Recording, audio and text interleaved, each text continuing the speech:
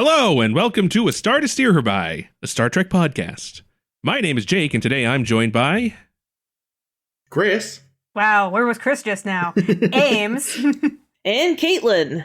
And... Justice is back! Justice is back! Nice to be here. Justice for all! After such a long exit. I don't think you've recorded with us since we've been remote. Yeah. No, I haven't done... have I been on a DS9 episode? No, I think I think so. Yeah. Wow, I feel like there was one we were hoping for, but then, Something went wrong. I don't envy your Sapper. life right now. So. Yeah, oh, God. But yes, it is... I am very, very happy to be here, especially to talk about this episode, because I have thoughts. I'm glad you have thoughts. Oh, this will be fun. Yeah. Yay! And what episode is this? It is episode 214 of our Woo! show. And on this episode, we are going to be covering 2 episodes of Deep Space Nine, Star Trek, that is. Oh, that is. Yeah, I was going to say Black Gold, Texas Tea. We'll be covering Far Beyond the Stars and One Little Ship.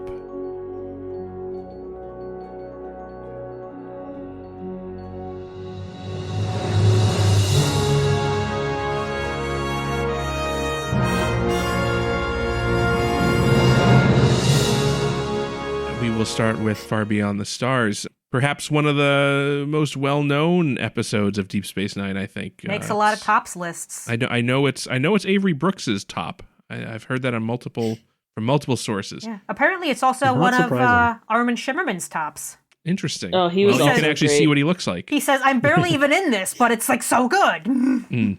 It is really good. And I didn't have to show up for makeup at 3 a.m. That's why it's his really. favorite. Well, why are people so excited? Well, let me tell you about this episode. So, let's see. We open up, we're on Deep Space Nine, and Sisko is lamenting the loss of a friend who died on a ship because we're in the war, and they actually have to go out of their way to remind us that there is still a war. Like, we haven't just abandoned that whole plot. There is still a war going on. We had a couple fun episodes. We can't have fun anymore. Exactly. So yeah, the war is still going on, and one of Sisko's buddies has died. So that's about as bad as Sisko's day is going to be. Whoops. Oh, Cassidy Yates is back. In fact, everybody's around. Cassidy's back. Joseph Sisko is visiting the station. Jake's hanging out. There's a lot of people around, and that's when Sisko has another one of his episodes. profit attacks. A profit attack. You'll last remember this from the episode where he couldn't stop staring at a thing and Rapture? Was it Rapture? yes, that sounds like right. And he ruined Bajor, or at least prevented them Bajor from joining the Federation. Pretty much horrible. Truth.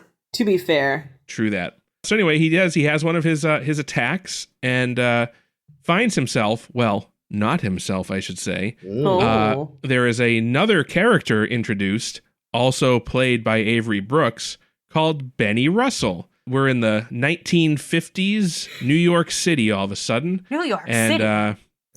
And it's weird. It's not a time travel thing. It's not Captain Sisko in the 50s trying to figure out what's going on. No, it's just a separate story with a separate guy who happens to be played by Avery Brooks. And who happens to have lots of friends that look a lot like Avery Brooks's other friends. Yeah, we have, enemies. As we And mentioned, enemies. there's Armin Shimmerman is there playing a character. We got O'Brien there putting on a terrible American accent. That was Oh my American? God. Wait. That was American? I was That wondering was what his the best accent attempt. was. Yeah. Oh, honey, no. Thank God they only gave him half a line ever. Yeah, Imagine if he'd had to finish any of those lines. They didn't make Julius, I should say, as he was called in this universe. We also see our friends Odo and Kira. Worf is there, and you were there, and it is a real Kansas from Oz sort of thing. Exactly, and everybody's out of in a reverse from Oz. Everybody is out of uniform and makeup when they're in the 1950s New York City world. But of course, nobody knows that they're here. So anyway, that's just the background. The plot is as follows. Benny Russell is a a sci-fi author working for a magazine. Was Amazing Tales or something like that? Incredible Tales. Incredible Tales. One of those pulp 50s sci-fi magazines that, so many famous sci-fi authors got their start in. I think perhaps including Roddenberry, right? Did he used to write? I wouldn't be surprised. Yeah. I know he was friends with... Asimov? Yeah. No, I was going to say jackass that started Scientology, and he was a pulp Hubbard. sci-fi author. Yeah, Hubbard. But anyway, yeah, so he's working for this magazine, but there's one little problem. Just one? Oh, He's not a very good writer. Oh. No, actually, he's a very good writer, but the real problem, as Justice alluded to, is he's black. And this is the 50s, and Kira is a woman, also in the 50s. And, so this is about that bygone time when women and black people were denied opportunities, and racist cops would beat and kill people based on color of their thank skin. God Nothing like today. Yeah. So it takes place in 2021. Reminds me of our past tense conversation a lot. Yeah. Yeah. So that's what's going on, but it's the day where they're all getting their writing assignments at the magazine, and Benny is struck by a drawing made by General Martok of it took me so long to figure out who that was. Oh my God. Of a space station, and he's like, "Yeah, I want to write about that." We also meet his girlfriend or wife. Beyonce. Girlfriend. They're not married. Yeah. Oh yeah, She makes a big deal about him not marrying her at the end. Right, that's right. Who's Cass, played by the actress playing Cassidy. We see this baseball player played by Worf, who's reminding us that Michael Dorn is a damn handsome man after all that under all that nonsense he's constantly wearing. hitting on waitress Cassidy. We see Jake is like a skeevy con artist type thief guy, I guess. Pulling another accent. Yeah, he's doing like a streetwise accent, but got great waves going on.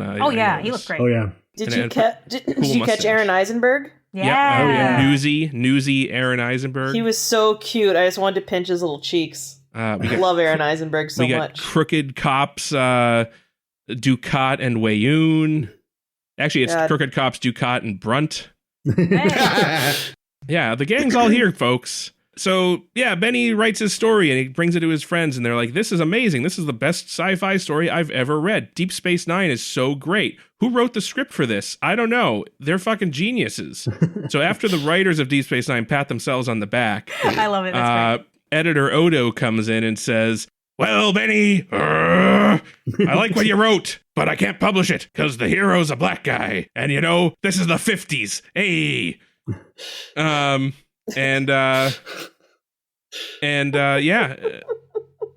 So they're like, "Well, wait a minute. Some more shit happens. Skip, yada, yada, yada." Then they're like, "Well, what if we say it was all a dream at the end, like it was like a black guy down on his luck who's dreaming about space. He's not actually in space." And Odo was like, that could just work. So they decide they are going to publish the story after all. Then the Jake Sisko gets shot by police who's as mentioned, Ducat and Wayoon, and they're New York cops, hey. And then Benny's like, "Why'd you shoot him? He wasn't, he was only, he didn't need to shoot him." And they're like, "Oh, we got a troublemaker here." And then they beat the shit out of Benny, so he's really fucked up. But notably not dead. Not dead. Like Jake got. Exactly, yeah. Jake's dead. Benny gets really beat up. But a couple weeks go by, fast forward, he's feeling a little better. He's still walking with a cane, though, so not great. Goes to work. It's the day that the magazine is going to be published, and he's going to finally get to see his story, his Deep Space Nine story with Captain Sisko in print. And Odo comes in, he's got no magazine. And they're like, "Odo, where's the magazine?" And he's like, "The owner of the magazine." I don't know why I'm talking like this now, but this is it. The owner of the magazine said he didn't want to publish it because, you can't have the black guy as the hero. You just can't do it. It's the 50s. I told you this. For Christ's sakes. For Christ's sakes. Oh, and by the way, Benny, you're fired. Not my call. Gonna abdicate all responsibility in this matter. That seems kind of Odo-ish. Yeah, totally.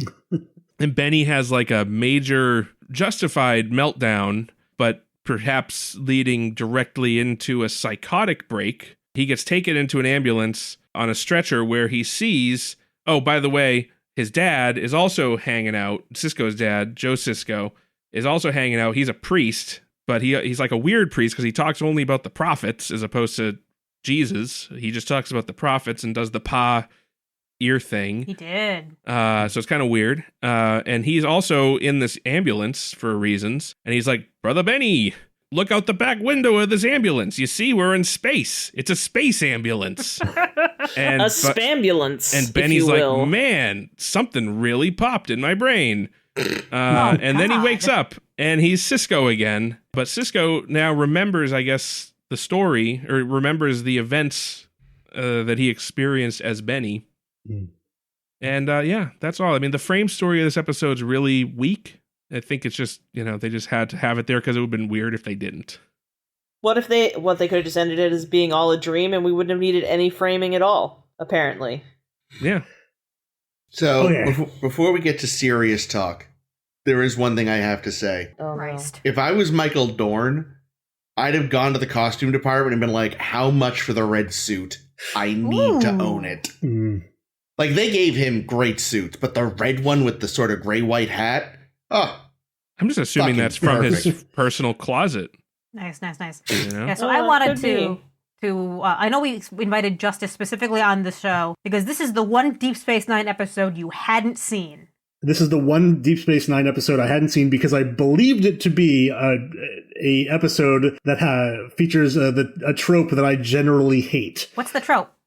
So this happens in quite a few TV series where they have an episode where it's like, none of what you're watching on the TV is real. The characters will be pulled out and they'll have to discuss like the rest of the series as a dream or like a story, and it's like, what you've been watching for however many seasons, it's not real. And all of those episodes always feel to me like you're being chastised for having watched the show. There's a particular one that's well regarded in Buffy that like I just loathe. It's where Buffy is she's being told that she's actually in a mental hospital, and every time she flashes out to see the mental hospital, that's the real world. And every time she goes back into the the normal show world, it's she's fighting things, but that's an illusion kind of a thing. Yeah, it's an illusion. And she's hallucinating because she's crazy. Yeah, and exactly.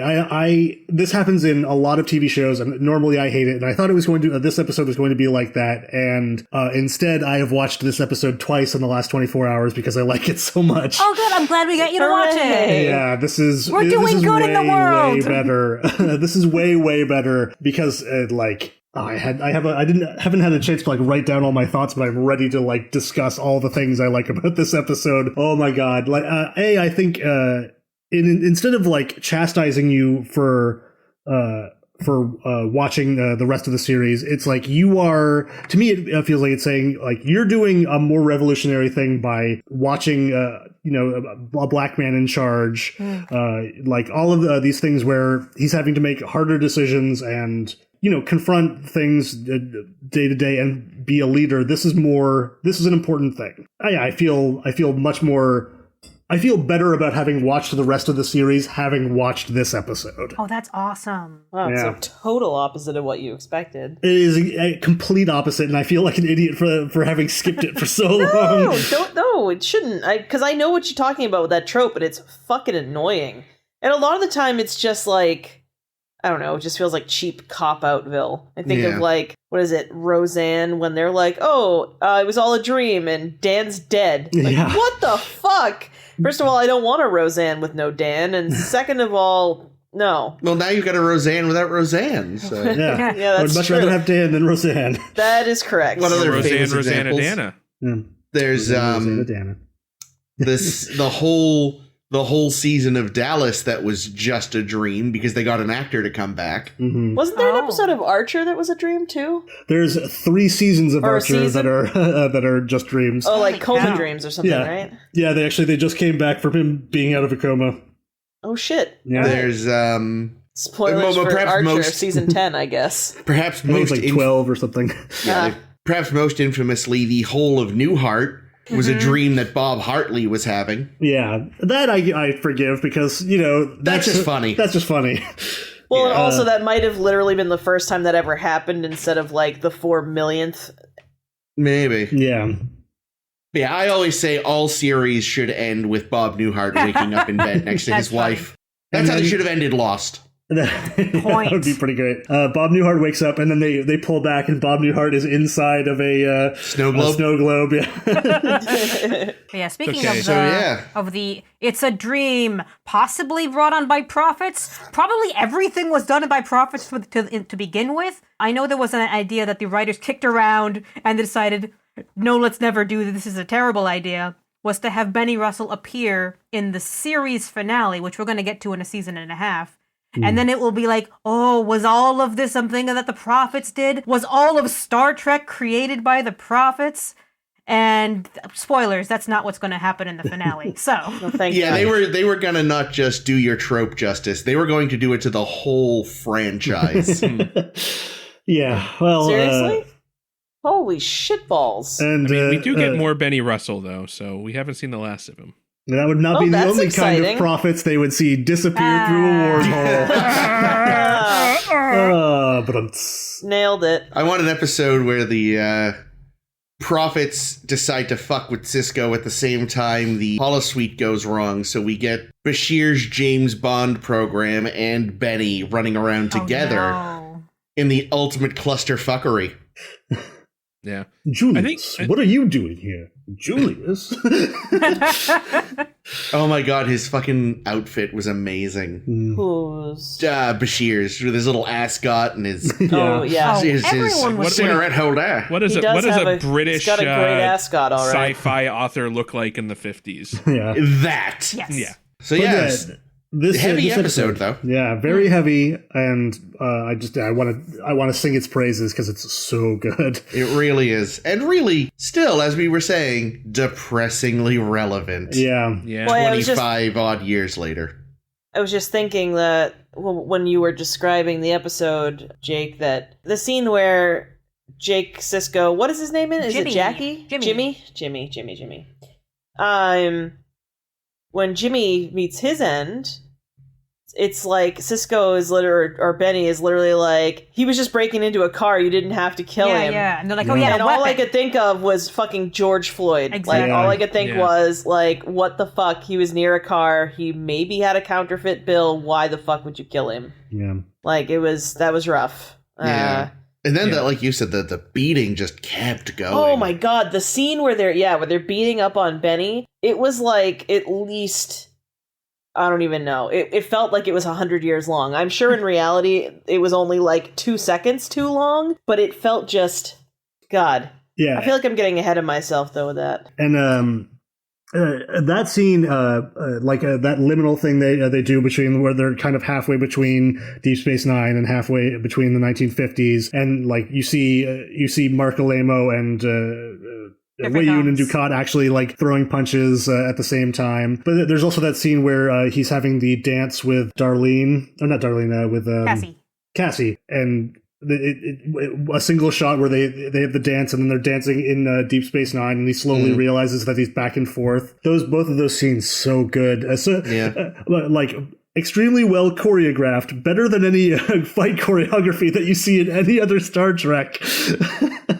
Oh man, but yeah, it like so beautifully thought out as it steps through it. The credit that I can give Avery Brooks, like, it's going to be it's an understatement no matter what, because he directed this whilst acting in basically every single scene and giving us some of his best acting ever. Yeah, he did amazing. That fucking panic attack hyperventilation. I've literally fucking done that. That's exactly what that, at least from what I remember, was like. Yeah, so they pull out this episode and they're like, okay, who's going to direct it? And they're all like, well, it has to be Avery Brooks. The only way to do this episode is to have someone direct it who has experienced racism. And he has a great quote, and the quote's going to be like so prescient that it's stupid, because this is a quote from like 2000-ish, and the line is, If we had changed the people's clothes, this story could be about right now. What's insidious about racism is that it's unconscious. Even among these bright and enlightened characters, a group that includes a woman writer who has to use a man's name to get her work published, and who was married to a brown man with a British accent in 1953, it's perfectly reasonable to coexist with someone like Pabst being Odo's character. It's in the culture, it's how people think. So that was the approach we took. I never talked about racism. I just showed how these intelligent people think, and it all came out of them. Oh, man. And he could have said that Goosebumps. freaking today as well. It's like wild. Oh, yeah. God. Speaking of Kira, I'm guessing that her nom de plume was a reference to DC Fontana, because it was like KC something. Yeah. Oh, good point. I didn't think of that. And there was another one. Catherine, I want to say Moore, was another sci-fi writer in the general time who had to go by her initials to hide the fact that she's a woman. Mm-hmm. I mean, to a certain extent, you even still see that today when Hell, I do it. Nora Roberts Oh, yeah. published a series of sci-fi novels as J.D. Robb for the longest time. And now everyone knows it's her, but they're still published under J.D. Robb for marketing purposes, but it's her photo on the back. Yeah, but once I found out so it was a woman, I decided that I hate that series. That's what I mean. You know, I wonder how much of it was just, you know, because it's like, all right, so I want to write this sci-fi book, but I'm known as a sort of a romance novelist, so I'll need a fake name. But, you know, I think it's telling that she used initials and not a fake woman's name. Yeah.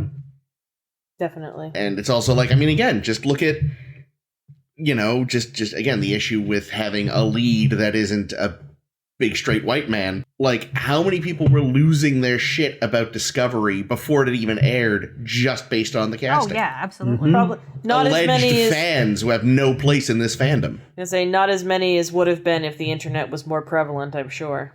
Yeah, I can't imagine how bad it would have been, you know, had the internet been what it is now in 1993. Well, and think about how many people have like been absolutely bullshit about Discovery in this day and age. That's what I mean. Yeah. Yeah. So I can't imagine like how bad it would have been. Yeah, no, way worse. And I'm sure the nascent internet was, you know, who knows? Yeah, no, I'm pretty sure there were, you know, Conservatives finding themselves in Star Trek. It's real. It's real.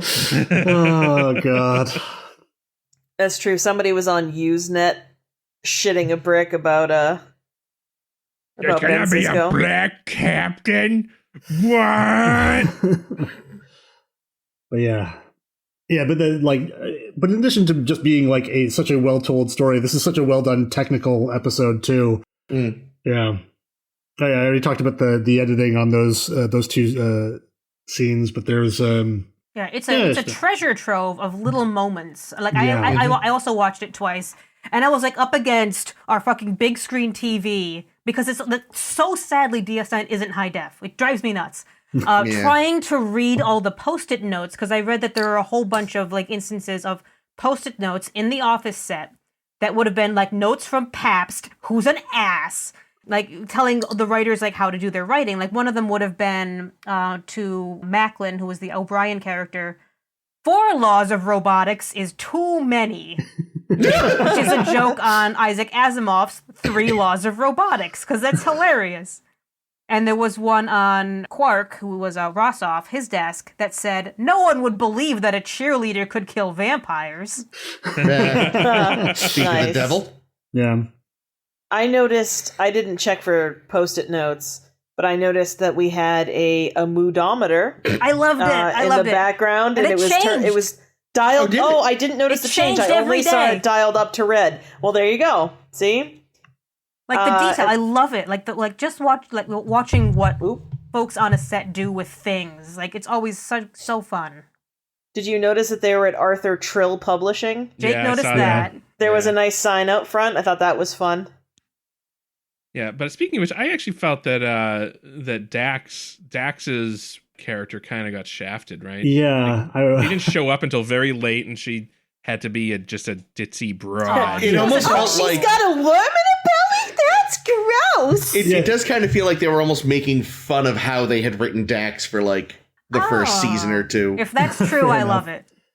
got a worm in her belly. But yeah, the only like non-super feminine thing about her is that she reads science fiction. Right. Yeah. The one thing I'm disappointed about is that we didn't get to see Martok's version of a Cardassian. Oh yeah. Because I love the like B50s take on DS9. Because it's like, yeah, this is probably roughly what they would have done if you told a 50s guy, like, all right, so it looks like this. So I just want to see, like, what would his, especially considering he's an illustrator and wouldn't have been constrained by needing it to have a human inside. So, like, what would his drawing of a Cardassian have been? Just a long snake with legs. Yeah, seriously, like, it's the Sobe lizard with armor. Yeah. Also, his shirt was something else.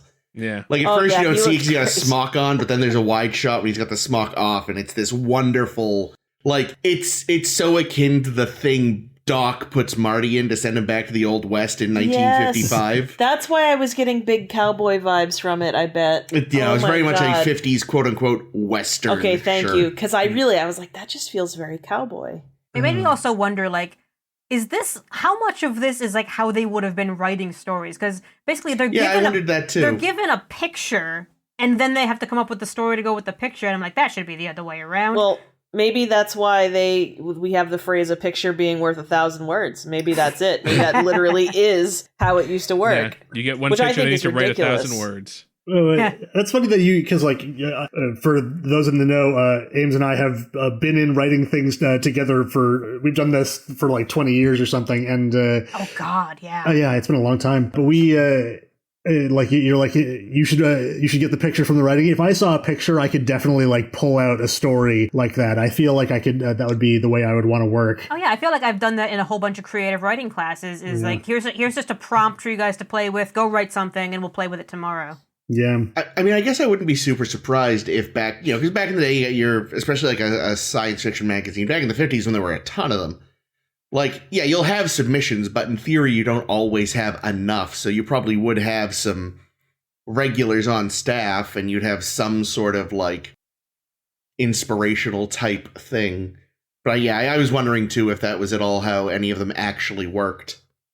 Well, I also imagine that like in the production of a magazine like that, where they're usually just cranking out issues and cranking out stories every month.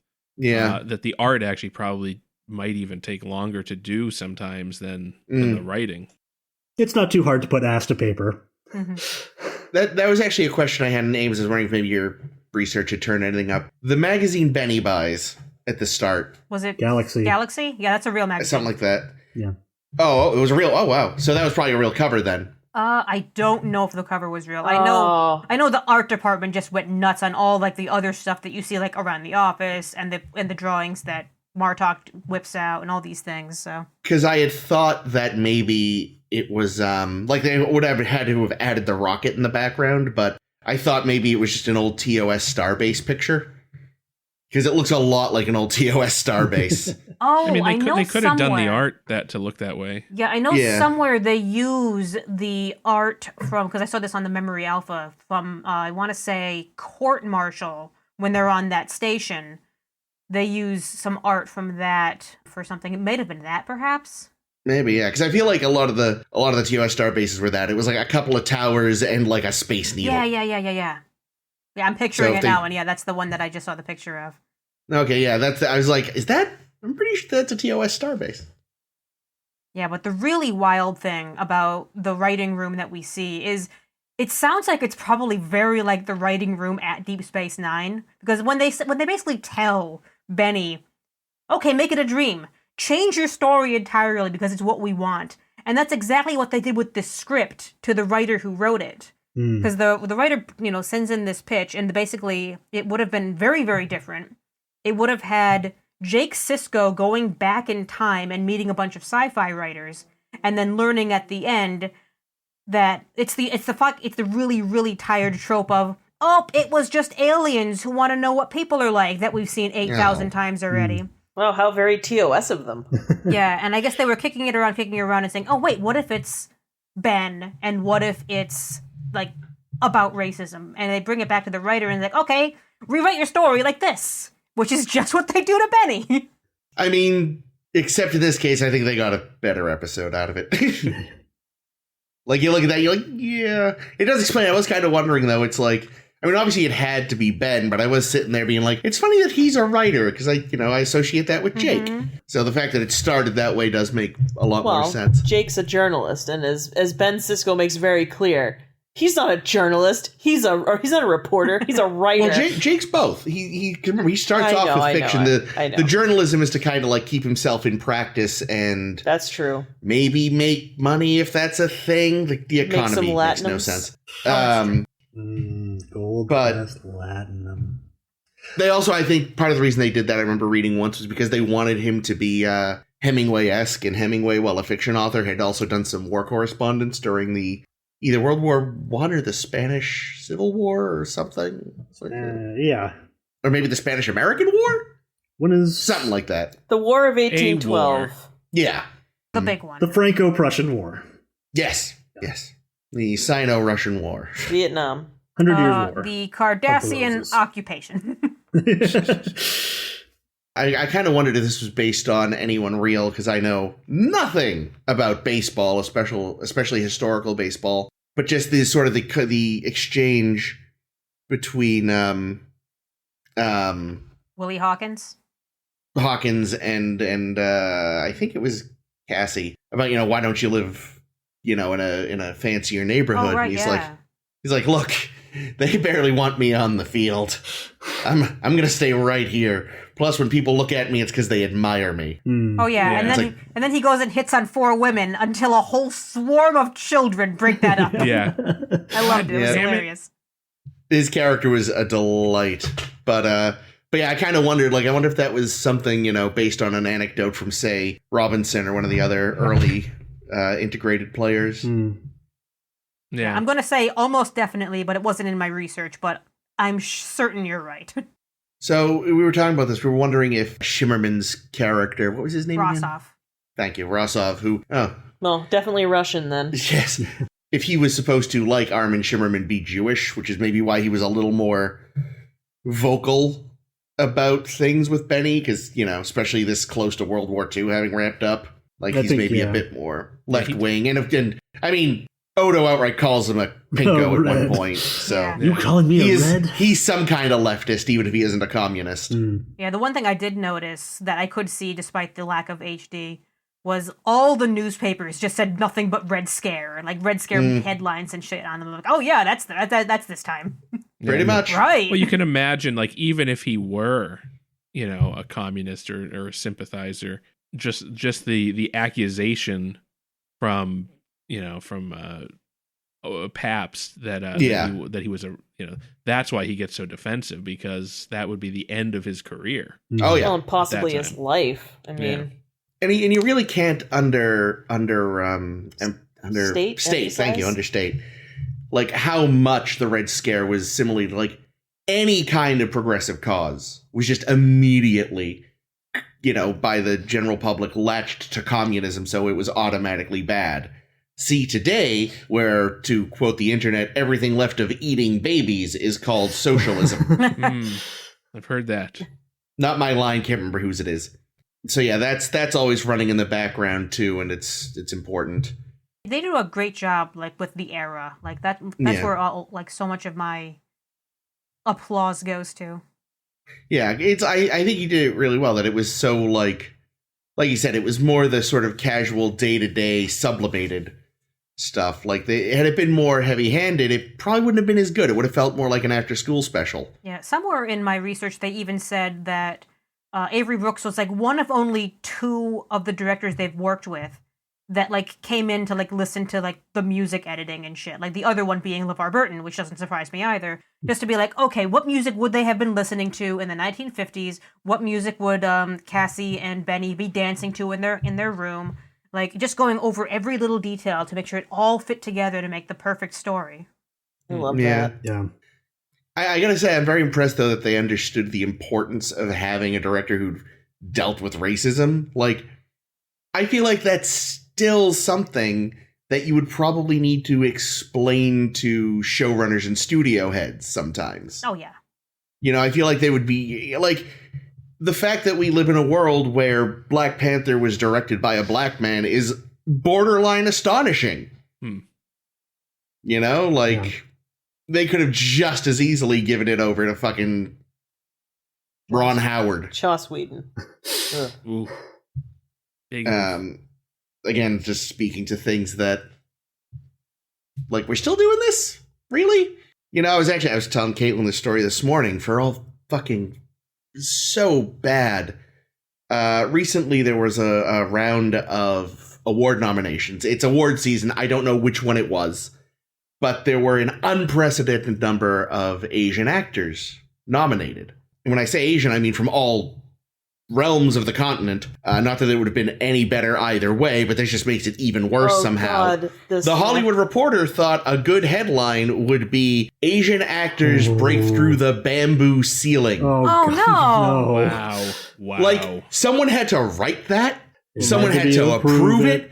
Someone had to like, the number of people that looked at that and went, this is fine, before putting it on Twitter. It lasted maybe 30 minutes, which is about 29 minutes longer than it should have. Boy. And this is like legit one of the first things I heard this morning upon waking.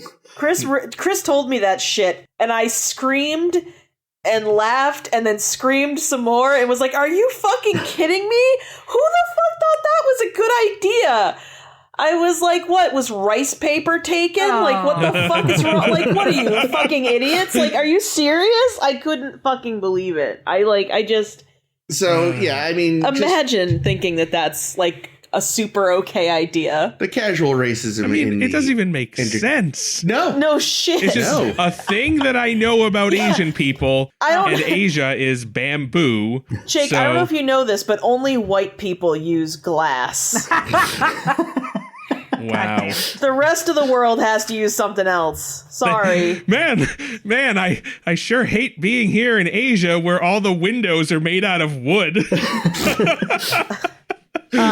Bamboo, specifically. Which is technically, I think, a type of grass. But so, Deep Space Nine. Actually, before we get back to Deep Space Nine, I was thinking about other episodes of television that have made me that have turned on me in this way, and that made me feel like this episode. If you haven't seen I Am, which I think is the 7th episode of Lovecraft Country. Oh, yeah. Yes, or 7th or 8th episode of Lovecraft Country, which is a beautiful science fiction story about a black woman traveling through time, multiple eras of time. That episode is brilliant. That is one of the best episodes of television I've seen in the last decade. There are episodes of television or movies or things that just make me angry because it means after I've seen them, I don't get to see them for the first time again. Yeah. And it makes me enraged that they're that good. There is also something just so wonderful about taking Lovecraft and making it a story about a black woman. Yes. Everything about that series that makes me like, oh, Lovecraft would hate this, and that makes me so happy. I've not seen it, but I've heard a lot of good things. It's a good series. It's I think so good. For sure. Yeah. And that episode especially, I think you will enjoy immensely. It is incredible. But yes, now we can get back to DS9. Other sci-fi stuff that's really, really fun. So go ahead. So one thing that really was like, oh shit, was of course Jake dropping the hard R. Oh yeah. Was that something they had to fight to let, did anyone try to keep them from doing that, or did they no, go for it, it's part of the thing? When he uses the N-word? Yeah. Oh boy. I don't know. I know that people definitely noticed. And I feel like there were other installations where they probably censored it out. Also, something that Deep Space Nine, or something that Star Trek in general never does, is they never say things like, Jesus Christ, or for Christ's sakes, and shit like that. And they censored that out too, someplace. And it's like, oh, okay, good job, guys. I was saying to Caitlin, oh wow, Christ's sakes. And then it was like, oh, that is now less shocking. Yeah, really, we were blown away by that, and then Jake Sisko dropped his N-bomb, and we were like, well, fuck. I mean, it's obviously important to have in there, I think. Oh, it was huge, but it's used powerful. effectively, you know, it's like also, you get one, and they used it surgically, and I think really well. Exactly, and it would have been it's so of that time, too, that's what in the 1953, saying that word in that context would have been like, yeah, they would have done that. Yeah. Yeah, but I've been wondering if there'd been any kind of because pushback. Yeah.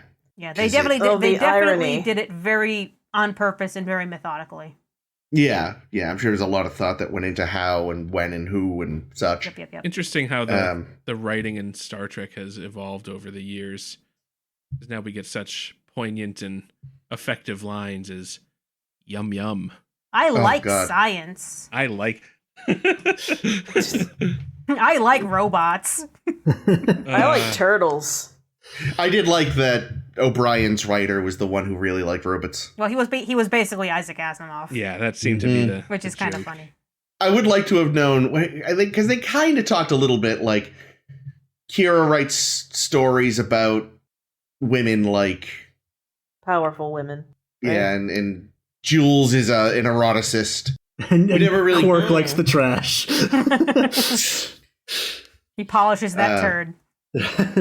Yeah, I would like to have seen gotten a little bit more about what they're, but that wasn't the point, I realized, but it'd just be interesting to know, No, but they did I know it's a also novelization, maybe that gets into it. Yeah, they did a good job of making sure each of them had kind of a very interesting personality, a very interesting take.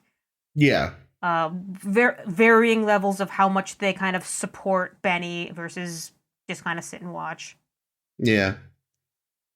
There was I noticed in my second watch that 2 or 3 times, I don't want to say Asimov, Macklin loses his matches and can't figure out where to, how to light his pipe. I'm like, what is this? Is this a reference to something? Well, and he literally never finishes a sentence. Never. I mean, how is he a writer? Get that absent-minded vibe. Yeah. He's got bongos at one point. He did. Yeah, there's random weird. bongos. I wasn't sure what that was about, but Who knows? Maybe these are just things Asimov did. I don't know. Weird guy. Oh, sadly, they wanted Casey Biggs to be something. Biggs being the guy that plays Damar. But he was not available for this episode. Oh, sad face. Yeah, they should have had. Oh my God! What? So the people from I'm assuming the people that carted off. Should have been Louise Fletcher. It should have been Louise Fletcher. As Great. That would have been so good. It. Wait, what am I missing? Help me. she Louise played Fletcher, Nurse Ratched in. She plays Kai Wynn in this, yeah. and she was Nurse Ratched in. Yeah. Oh my God, that would have been too perfect. I would have shit myself, I think. Can you show up and just be a kind of surly nurse? Why? No reason. On second thought, I'm sure the actress would have said no to that. No, I think for this episode, she would have loved it. Yeah. Probably. Anyone else notice that Benny had a globe hanging from his ceiling? Yeah, I did notice that. I wasn't sure what that was about. Maybe just so he looks up at the planet. He's a sci-fi writer. Sci-fi stories. It makes sense. I just thought it was fun, and his very UFO looking lamp. Where else would you put it? I loved that. It made me think of his lamp. Definitely think of the Enterprise saucer and such, which I'm sure it was meant to do, but I still appreciated That's it. Nice. Yeah. Yeah, I actually thought he had a really nice apartment. He did. All in all, it was actually pretty nice digs, considering. Good bachelor pad. Yeah. But his breakdown at the end is just heartbreaking. Yeah. So well done. I know, especially since he's directing himself. Yeah. The assistant director basically said we called cut, but he kept going. He wouldn't stop. That's a common problem and I can't with make him Avery, stop. I imagine. He is the director and the star, so he just went. They're gonna give him something to work with in the editing bay. Exactly, yeah. But yeah, no, that was a beautiful scene, and I feel I don't know, probably doesn't get enough credit, because I feel you hear all the time about some of the great scenes from TNG, and I feel like that's up there with them. Oh yeah. Oh yeah, absolutely. Are you kidding? Definitely. Yeah, I feel snubbed because this episode got Emmys Emmy noms for art direction, costume design, hairstyling, which they do every freaking year. Every year, I went through the Emmy list of everything they win, and it's always sound, costume, makeup, visual effects, sound, and it's never the big stuff. And this I think is totally worthy of all of the accolades. Yeah. Well, I mean, and that's just because that's just an inherent bias that prestige assholes have against comedy and genre. Yeah, exactly. Like genre television and film, comedy. Like, there are some beautifully acted comedies, but they don't nominate them for acting awards. Genre very rarely gets the big nods. I mean, it was The Shape of Water that broke through the anime waifu pillow ceiling by getting Best Picture and being genre. I got it. Okay, god damn it. Sorry, I didn't have a good one planned, and I was coming up to the X, and I was like, fuck, what's a nerd thing? Awesome. You don't want to know what my plan B was. So, yeah, like that's a whole different set of biases. That still is, mostly, I think you still don't see a lot of acting nods for genre stuff, except from the genre-specific award groups. Like Hugo Awards and all this thing. Yeah. Like, there's... I also wonder, though, at this point, had Halle Berry won her, Best Actress yet? Monsters Ball was... That would have been 2000, 2001. It would have been right around that time. This was 1998. Yeah, so I would say it was probably snubbed for exactly the reasons Benny might not have got published, because as much as we like to pretend that, there's definitely... Yeah, so much more woke and shit, it wasn't that long ago that, a black person couldn't get a fucking nod, and... Yeah, well, even when a goddamn film wins a goddamn best film, they call the wrong film up, and I don't mean to be cynical, but I'm cynical. I mean that sucked, but I still feel like that was not. No, that was a mistake, but some people I think genuinely think there was some weird conspiracy there. No, there's no conspiracy. It was a mistake, but it was a fucking stupid guy's mistake. 1,000 years old. But yes, you're right. There would have, if the genre bias aside, that probably would have reared its ugly head too. I had one thing I did want to bring up as a minor gripe or minor something that I kind of thought should have had some more impact for me or something, and that's that. So the whole thing that kind of sets this into motion is Sisko's friend Quentin Swarford dies. Wofford. Yeah. And Wofford. It's someone we've never met. It's someone we care nothing about. And Sisko just basically crumbles. It feels like it was probably a straw that breaks the camel's back kind of a thing. I've had so much pressure on me. Now Quentin's dead and goddamn my life. And now, I have a new life. But I felt like it needed to be something I cared about. And my first thought was, kill Joe. Because I'm a monster. If they'd killed Joe as part of a war thing, that would have been really, really heavy. And then having him appear in the vision and talk about the writings and what he has to do, that would have been very powerful. But it's also kind of fridging Joe. Yeah, It also would have it would be very weird if you kill off someone that's very important to the main character and then don't take the episode to deal with that. Yeah. Because I feel like at that point you would need to have just a second episode of... I mean, this could have been a two-parter. I would not have complained if this was a two-parter, because I think there's enough stuff in here. Yeah. But honestly, that, I think that kind of dovetails with kind of my... I don't even know if I'd call it a gripe about this episode, but it feels very shoehorned. Knowing the history of the original pitch, that it was just a Jake meets aliens in time travel episode, makes it make a little more sense as to how they don't really tie it in with really anything. There's really the fight for equality and the Dominion War. They're both fights, but they're very different kinds of fights. Well, also, I mean, I think the implication is that it's the prophets, right? We have the priest, talking about the prophets. So I felt like he was a prophet. Yeah, but the prophets don't act like that. That's true. They don't talk. They don't. They don't make sense. They don't make sense.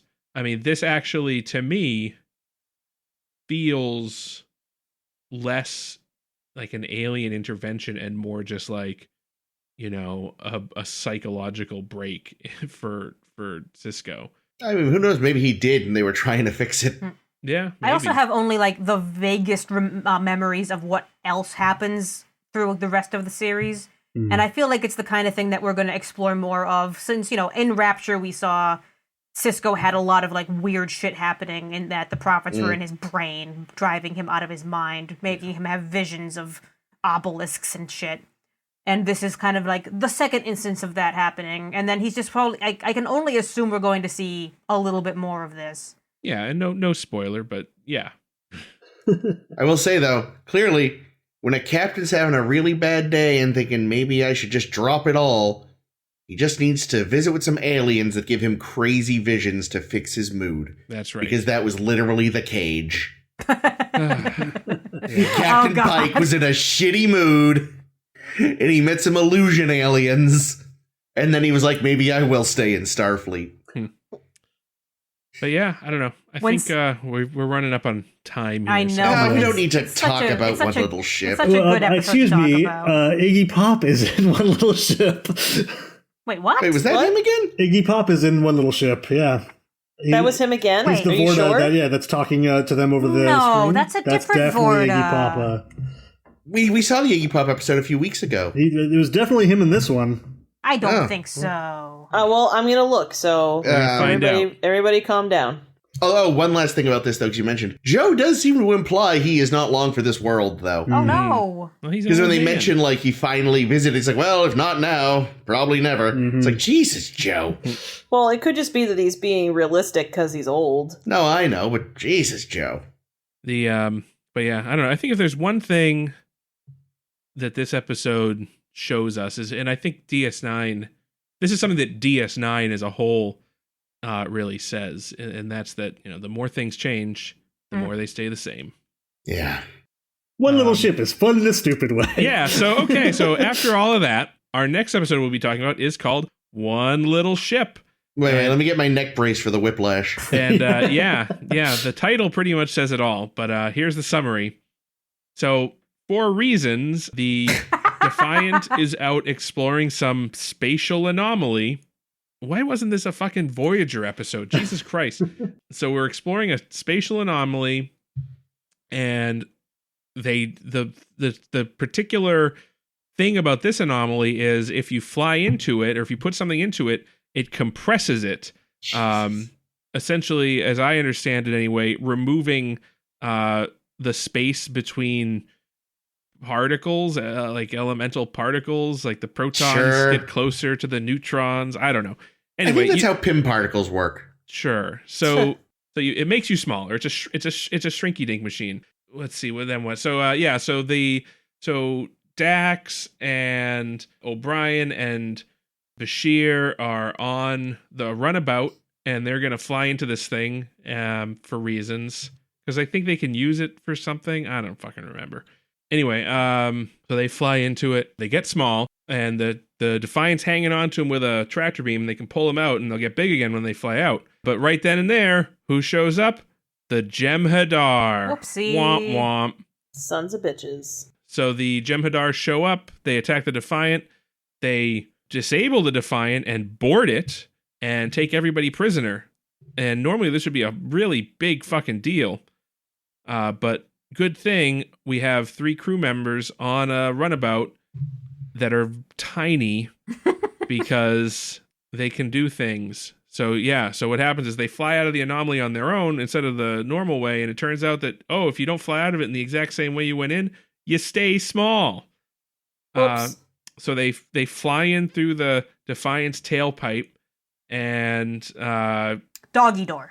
And they fly in and they see, oh shit, the Jem'Hadar are here. They've taken over the ship. We got to help everybody. So they do, and there's a whole thing where like the Defiant crew are being forced to fix the ship so that they can capture it, I guess. And don't forget the infighting. But there's also this like caddy thing going on between the Jem'Hadar first and second. Weird.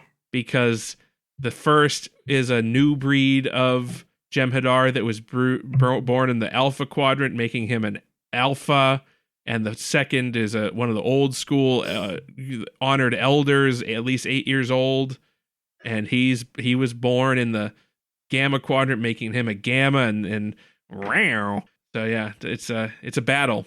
But really, the first just makes terrible decisions. So many.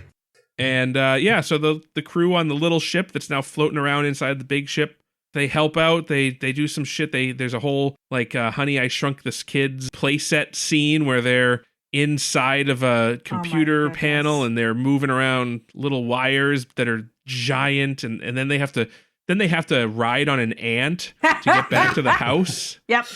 They find him in their cereal. Yeah, and they're gonna but then the ant gets, something happens, and then the lawnmower comes on. And they have to whistle because dogs can hear that, and then they ride in the dog's fur, and then they're gonna get eaten, and it's really weird. Did you already mention? I don't know. I was trying to pay attention, but I was looking up the actor. But it was also this episode was apparently referred to as "Honey, I Shrunk the Runabout" behind the scenes. That's perfect. Yeah, I mean that's basically what it is. Yep. Yeah. It is, and they save the ship, and they help the crew that's not small stage a little uprising against the Jem'Hadar, and very easily take it back. yeah, like the Jem'Hadar against several unarmed people. And photon torpedoes the size of your thumbnail. Tiny photon torpedo. Man, that's gotta suck though, right? Yeah. Yeah. So that's the one little ship. They take it back, make the ship bigger, I guess, again, off screen. Then there's a joke about 2 jokes. It's actually the same joke as at the end of Honey, I Shrunk the Kids. Yep. When the guy tries to put the hat on and it's too big. Oh, that joke. I was thinking the poetry joke. The guy who tried to put the hat on was Rasmussen. Oh, that's right. So there's that connection. Hooray. So we watched this episode several hours ago, and I am still struggling with if it was fun dumb or dumb dumb. I'll say it this. really rides that line. One And thing shocking perhaps everyone, I'm leaning towards dumb dumb. that does Whoa. shock me. That does shock me. Actually, It does. one thing that I do give it a little bit of credit for, because otherwise I would be like, God, gross, is that the science advisor basically made them include that you won't be able to breathe oxygen outside the ship because fucking goddamn science. Work it into the script somehow. And they did. It was dumb, but they did it. I just picture this show's science advisor going home every night and opening a whole new big bottle of booze and just downing it in one fucking go. Oh, the best other thing is that in my big DS9 book, it opens up the discussion of this episode with, I think it's one of the effects people who like makes the models, the digital models and the other models and the physical models, or one of the model guys. When they bring him this episode, his response was basically, "Oh, I was dreading when I'd eventually have to do this."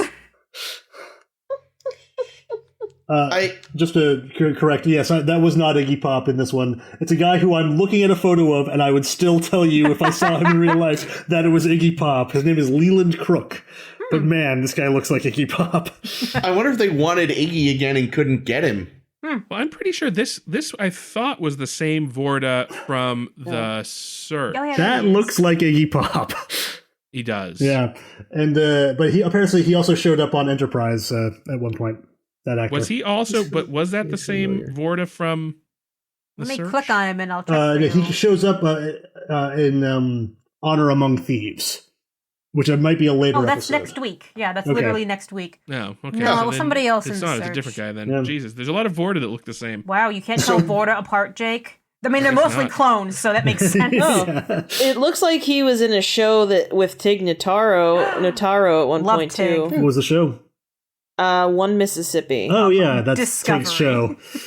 So one thing that really annoyed the fuck out of me in this episode was that the way the runabout behaved was less like a vehicle being piloted by people and more like a little floating animal. Wait, you hated that?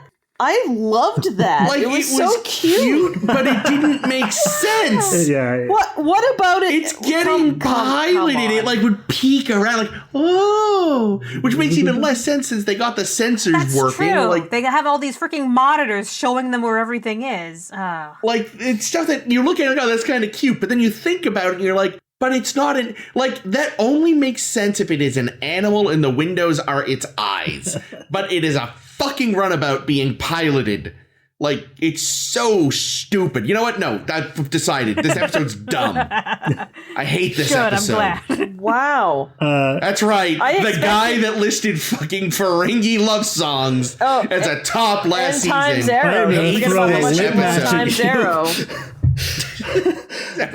I like this episode. I do remember this episode from my first watch through, and it's really dumb, but I really enjoy it. This rewatch, I think, maybe wore a little bit of the shine off the apple, but it's fun dumb. Yeah, it is very dumb. I have a better first line for Worf's poetry than what Worf came up with. And I came up with this when they first said he's going to write Jadzia a poem about this adventure that they're going on. And the line I wrote is, "The itsy bitsy shuttle went up Jadzia's pouch." She got a worm in her belly. Yeah, I don't... it's very hard to talk about this episode after having just talked about the other one. It really, here's the... so you referred to the tension between the newer Jem'Hadar and the old models. Which we're never going to see again, by the way. Yeah, it never comes up again. Perfect. Great. It's fucking stupid. If that had been the focus of the episode, the idea that, that they've been tinkering, they've come up with this new model, they've decided the old one's sort of obsolete and they're letting them die off, that could have been an interesting insight again into the way the minds of the founders and the Dominion work. If that had been the focus and it had been actual reasonable arguments and not just the first is an idiot. But they also do some really interesting things, despite what I think that the competition between the two was kind of dumb, but I thought it was very interesting, when they had the scene where they were getting the white. When they're about, they're doing the chant, and he's like, fuck that shit, Yeah, just keep the fucking white. We don't have, we don't need this bullshit. I think that they sowed the seeds right there of a potential, if not a solution to the Dominion War, but something that could have come back. It turns out that these new Jem'Hadar are just inherently more independent, and they have initiative. They have initiative, and they make decisions, and they're not. Even though they are supposedly genetically predisposed to being, worshiping the founders and obeying the Vorta, we find out, no, they're actually, these ones anyway, are actually free thinking. Which makes sense when you consider they probably started this program when they were still cut off. Mm. Yeah, it still doesn't make a ton of sense because, they're all just genetically engineered. Seeing as monsters. It never goes anywhere. If it had gone somewhere, it would have been cool. But we never see it again. It's never brought up again, and I always felt like that was a huge. That's too bad because I was really hoping it was going to come up because, it's like you said, because again, when you think about it, it's all right. We don't know if and when we're getting back to the Gamma Quadrant, we might need to make the Jem'Hadar a little more independent. And that's scary, but also necessary. And see, now the fact that this never comes up again makes me hate this episode even more. Imagine if there was a full-blown revolt, a mutiny of the Jem'Hadar. That would be insane. Or even just almost if not a revolt, what if the factions just could not work together? Because the Gammas are more religious, the Alphas aren't, and this and that. And I'm guessing that my headcanon is going to be that this mission was deemed a failure. Nope. Because the Vorta could already, I think, see that these two weren't getting along. So I'm going to say that the Alpha project gets scrapped. Oh, I see what you mean. But especially now that they have more ready access to the Gamma Quadrant again. Yep. Here's a random question that I had whilst watching this episode. Why do the Gamma Quadrant folks still call it the Gamma Quadrant when they probably think of themselves as the Alpha Quadrant? The Alpha Quadrant. That's a good point. Why do they use Greek letters at all? I mean, that's probably the translator. Well, it could all be the translator. Yeah, I was gonna say. I think from the Schlischla quadrant or the Bliblock. Oh Christ! Well, that's the other thing though. It's convenient they even divided the galaxy into quadrants and not fifths or sixths or something. Size. Yeah, never thought of that. Kind of reminds me of Futurama when they meet the Thems from the box universe, and they're fighting over it's like. We're Universe 1, you're Universe 2. How about we're Universe A and you're Universe 1? Yeah. Like, no one wanted to be the other one. That's funny. But yeah, everyone does just generally agree it's quadrants. That I never thought of that. Well, if you've ever played Simon, you know that dividing things into fours is good. Yeah. Especially a circle, it's easy. Yeah. Then again, so is dividing it into eighths. Like a pizza. I just need to remember to tap this portion of the galaxy and then this portion of the galaxy. Considering how fucking gargantuan the galaxy is, quadrants is actually really stupid. Yeah, I mean, getting across the alpha quadrant at maximum warp could probably take decades. Oh, well, that's a different argument. This is a dumb episode. That's a Voyager argument. But yeah, I do think... Go ahead. Good, sorry. No, I was gonna move on to a slightly different thing. Please. And that's that Renee Echeverria kind of looked at this afterwards, because this was all his fucking fault. He is a monster who apparently has been pitching this episode since TNG. And fucking Ira Bear finally caved and said, all right, let's do the tiny ship thing. But no, he says in hindsight, making it the Jem'Hadar was probably a bad idea because it didn't quite work for him or something. And he's like, maybe it should have been the Packlids. To which I say, God, no, gross. No. If anything, it should have been a joint team of Jem'Hadar and Cardassians. And then they could infight? And then they could. That'd be interesting. interesting. Sense. It should have been those dumb guys from that TNG episode where they don't know how to steal the ship. That's the Packlids. Oh, that's the Packlids? Oh, okay. Yeah. We make ship go. No, wait. You mean the people that actually got on the ship but couldn't steal it? No, I mean, did they get on? Yeah. The really dumb, dopey guys, right? That kidnapped Geordi. Yeah. Yeah, those guys. Yeah, no, that's the only way this episode could have been worse, was if it had been the Packlids. Well, here's another option. The option that Ira Bear said afterwards when he was like, you know what it should have been? It should have been a Harry Mudd kind of a thing. And here's what my ending would have been. The ending would have been Harry Mudd gets away in a roundabout, flies into the anomaly, gets small. But then the Defiant captures him while he's small, and he's like this big, he's teeny tiny. And then Odo's line at the end of the episode can be, well, at least we won't have to feed him very much. Okay, if it had actually been Harry Mudd, I maybe would have been on board. Like, not a Harry Mudd-ish character. But exactly him. Hardcore. And they can put him in one of Miles Okona. No. Well, thanks to Short Treks, we now know that there are robot copies of Harry Mudd out there. Could have been one of them. The man could easily time travel. Everyone else does. Or he's just immortal. We don't know. Ooh. Harry Mudd's a Q. Or a prophet. Or one of Kevin's species. Oh, yeah. Kevin, what's his last name? Uxbridge. He's an Uxbridge. Yeah. God, this is a bad episode. It was It's not nominated. that bad. It's I don't think it's dumb. bad. But it's I think it's bad in comparison to Far Beyond the Stars. Yeah. I think that's maybe the problem. If it had been like led into by any other episode, it maybe wouldn't seem so Ferengi bad. love songs. No, I also noticed it was nominated for an Emmy for visual effects, which, they did a lot of work. This was actually produced cool before Far Beyond the Stars to give them the time to do the visual effects. I don't know if I noticed anything that was like, wow, that's the coolest thing. But what are you going to do? I like the idea that there's a little doggy door in engineering behind which is fucking superheated plasma. Yeah, that was weird. You just pop it open. That was weird. Like, when she said they're going to open it the old-fashioned way, I thought they were going to have to blow it open. Yeah, that's what I thought.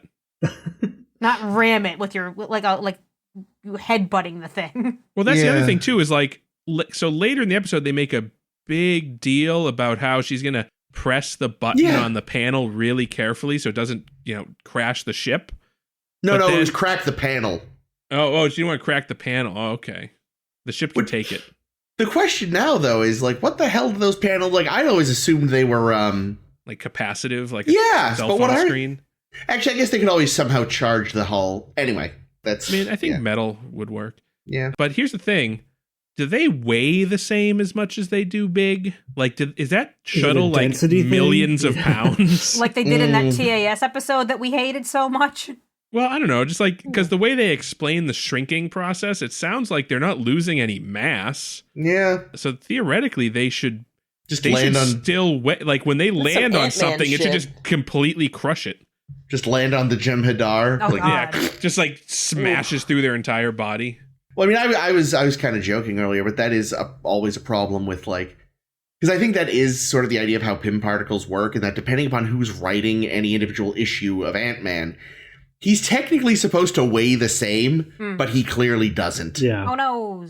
Unless the story calls for it. Unless he needs to like punch an enemy with like a bullet strength. That's then it's So I will if they had say use of weapons, why didn't they just shoot the Jem'Hadar earlier. at the start? Yeah, good question. They wanted to be, I don't know, they wanted to sleuth it out first, I guess, Well, and also see they if probably- Sisko's plan worked. And they couldn't have taken them all at once. They were so tiny. Well, that's why you isolate. You find one on his own and just go beep. Yeah, You get one float of these away. going to the can. It's like playing any stealth video game. You find the Okay, but- isolated guy first. Okay, but then someone else finds him. They push the emergency button. There's a meeting. The next thing you know, they're telling you that you're sus, and they're flushing you out the space shitter. Actually, that would have been a better episode. If the Jem'Hadar had dropped them into a lava pod.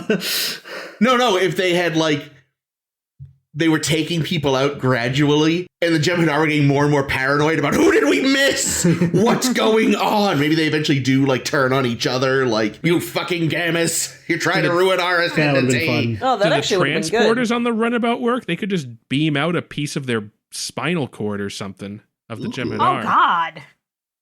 Yeah, but then they couldn't have put it on primetime TV or whatever. That's true. Just Jem'Hadar just starts like convulsing and collapse. Like, what happened? God. There's just like a pile of brain on the transporter Oh, pad. gross! Jesus. But I thought they smelled bad on the outside. to the special effects thing, Ames, though, I will say, like, the runabout always looked like it belonged there, so I'll give them that. Because it very easily could have looked like, Really shitty. yeah, poorly rotoscoped or green screened or whatever else. Yeah, I guess they had a little model of it, like a little 4-inch model that was very cute.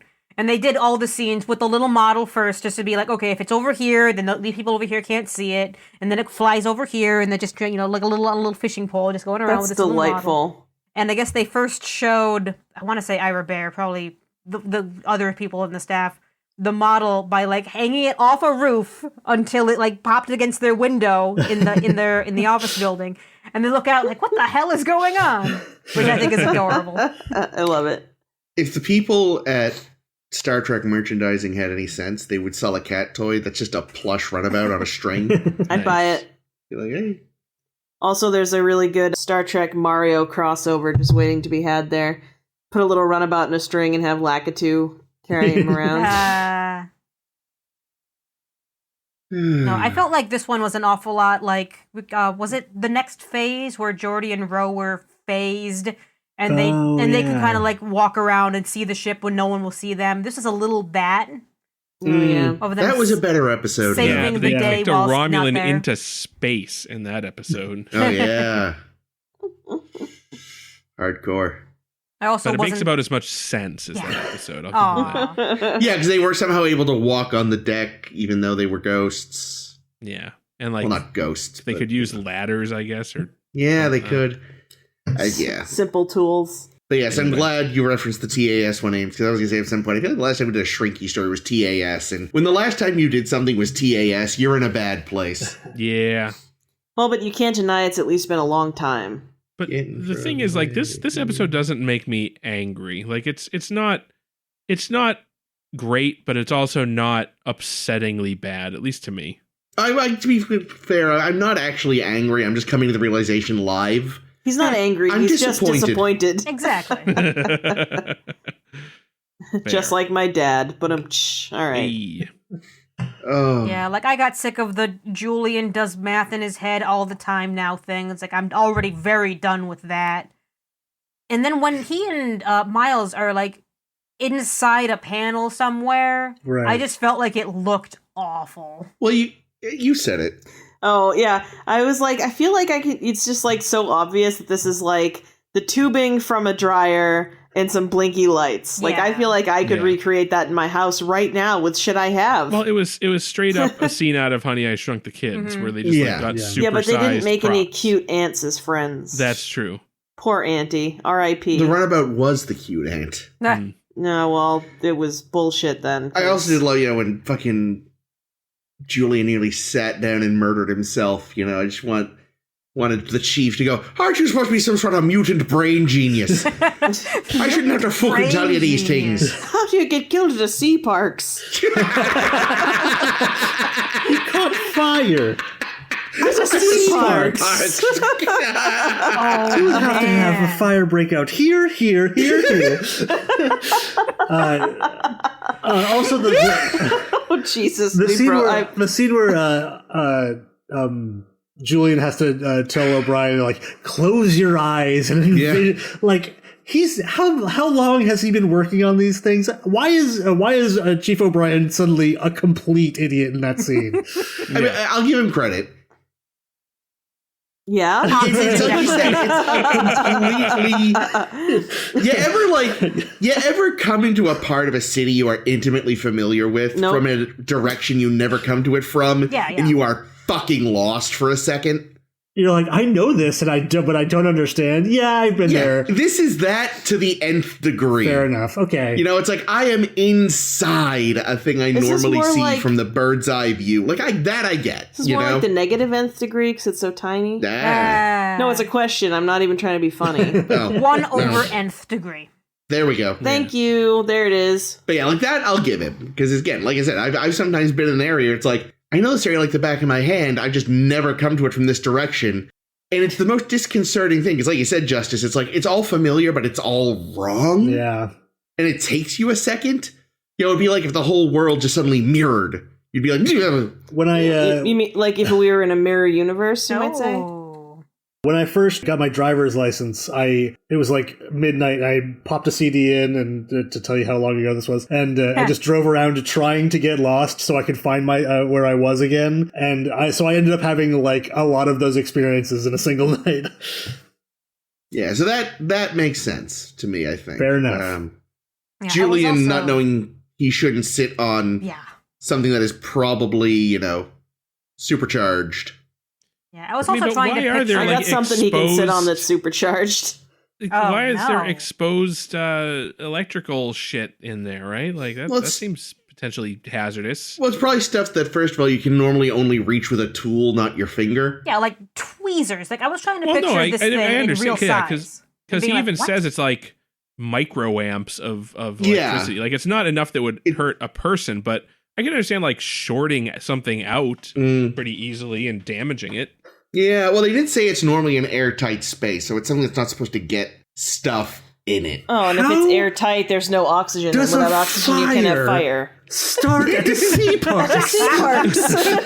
Oh, that's a good episode. It really is. If only Graham Linehan wasn't a human waste. Literally just going to say, too bad Graham Linehan is a fucking bitch. I once saw someone suggest that if they ever did a Kelvin TNG... Oh, I was going to say, the IT crowd, but different. Which they've done, and failed. Richard Ayoade should play Data, and... Richard Ayoade should do whatever the fuck he wants. Richard Ayoade should play everything. Yeah. The one thing I did wonder, might be a dickhead, but that show is still brilliant. Yeah, it is. The one thing... So is Black Books. Oh my god, wait, did he write Black Books as well? Yeah. I think he co-created that son of a bitch, are you serious? Yeah. Oh, I love Black Books. So the one thing I don't get is how you're supposed to do some of what they did if you're not tiny and inside it. Well, that's probably what all those like weird like decoupler tools that they always fucking use. Well, it must be, because like trying to do that even with tweezers would be a nightmare. Well, they probably like little tiny force fields that the absurd thing is that so Nog is supposed to be trying to do this thing that will overhaul the it's unclear what they're ever trying to do to fool the Jem'Hadar and to think they're trying to do a password reset. Basically. So basically, what is my mother's maiden name? I don't even know. I always called her Ma. Moogie? They were basically trying to do what Kirk did in Wrath of Khan, where he took over the Reliance command console. but they're trying to reroute it to engineering Okay. instead of trying to get into it from a different ship. And what Nog is trying to do is he's doing that all just via command keys. He's not going in with the tiny tweezers and going into these little hubs that Julian and O'Brien went into. Like, the fact that any of this was equivalent to what Nog was doing just confused me to begin with.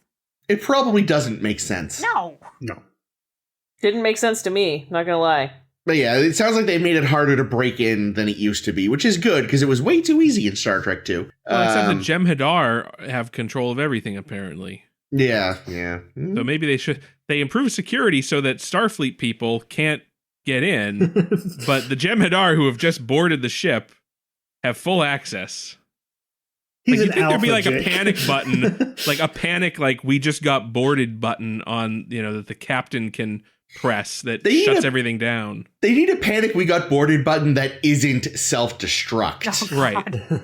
God, those people are way too willing to throw away their lives. Yeah. It's like, how many threatened self-destructs have we had over the course of 3 series? So many. Let's most volunteer of them were- Miles for a mission that'll get him killed every week. I think that's next week, actually, but... Well, it was kind of this one, too. Them describing, like, okay, Yeah. if you go out there and breathe the bad the oxygen that's too big for your lungs, you'll just pass out and die. And he's like, oh, good. That's a better one than usual. That sounds like it won't hurt so much. Poor bastard. One little ship. Oh, yeah. This is how tiny woman porn begins. Sorry, Jadzia. No. No, I Dream of Jeannie, it started a long time ago. Touche. Ooh. That's pronounced Tushy.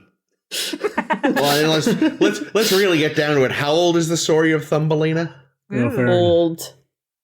I actually follow Hans this Christian YouTube. Andersen, you a freak. It's amazing how quickly, like, there's this YouTube channel I follow, and I haven't watched the video yet, but he recently did a thing about the world's earliest animated porn, and it's from 1929. Wow. Like, basically, as soon as we could draw people, we were animate people, we were animating them fucking.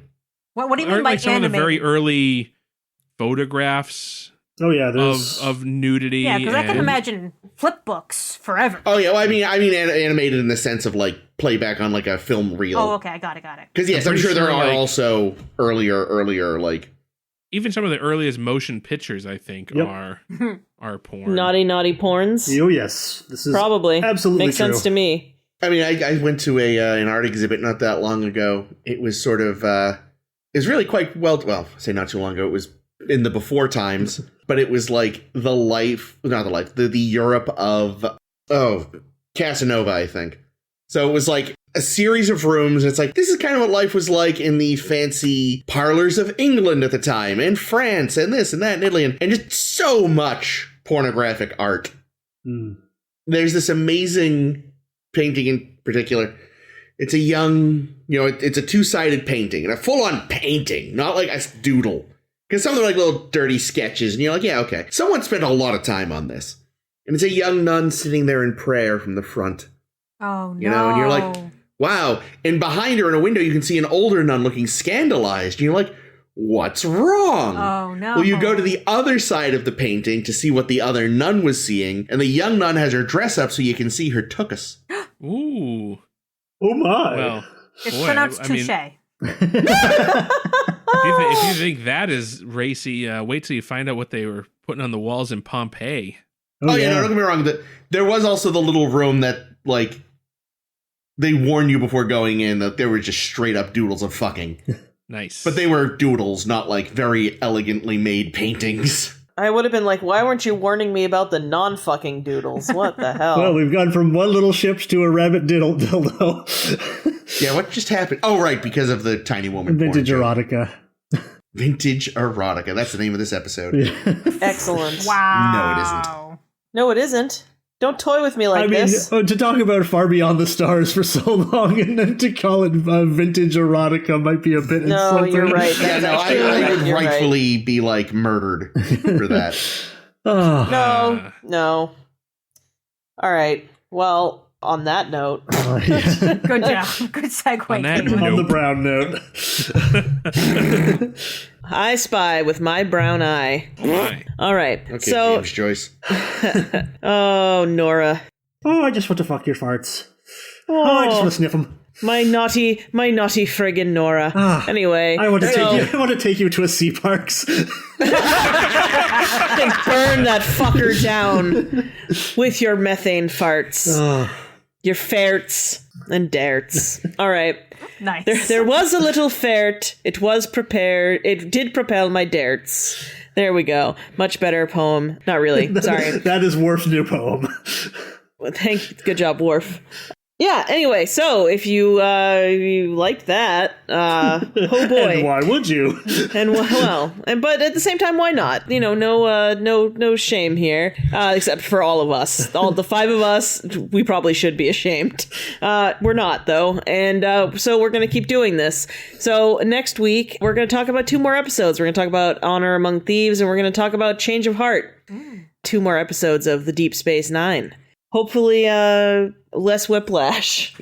But yeah, these, again, just really tremendous episodes this week. So, and if you like that and you want to hear more, you can subscribe. And you can always be first to know when a new episode drops. But as a pro tip, it's usually Thursday early in the morning sometime. But you can find us on SoundCloud, Stitcher, Google Podcasts, Apple Podcasts, and Spotify. Did I say that yet? You did not. SoundCloud. Whatever. You know, you found us. Listen, you found us this time. Whatever you did, just fucking rinse and repeat, okay? Jesus. In the meantime, though, if you want to see what we're posting, if you want to leave a comment, if you want to, I don't know, tell us we suck, whatever, that's fine. It's engagement. We like engagement. You can find us on Facebook by searching for A Star to Steer Her By. We're also on Twitter and Tumblr as @SSHB Podcast, or you can visit our website, www.sshbpodcast.com. I think that's it. Yeah, that's it. So yeah, check it out. We'll be back next week. In the meantime, I have been Caitlin. I have been Jake. This has been Chris. Good job, Chris. You've been on it both times. This has been Ames. I've been to sea parks. Thanks for Thank joining you, us, Justice, for joining us again. Thank you for having me again. Don't stay away so long next time. I'll try. All right, good. We'll I'll try to stay away. No. Well, we'll hold you to not staying away. And I don't have anything amazing to say. Tonight, we don't have any, there's no rules of acquisition. I was going to try to read off the IT crowd emergency number, but I can't remember the tune. 99999. Yeah.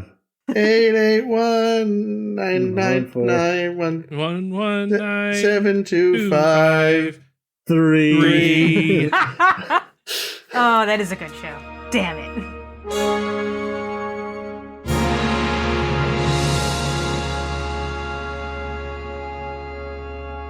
Speaking of famous African American in sci-fis who I thought were dead, Yaphet Kotto died this week. Yeah, and I thought he had been dead for like 2 decades. Whoops.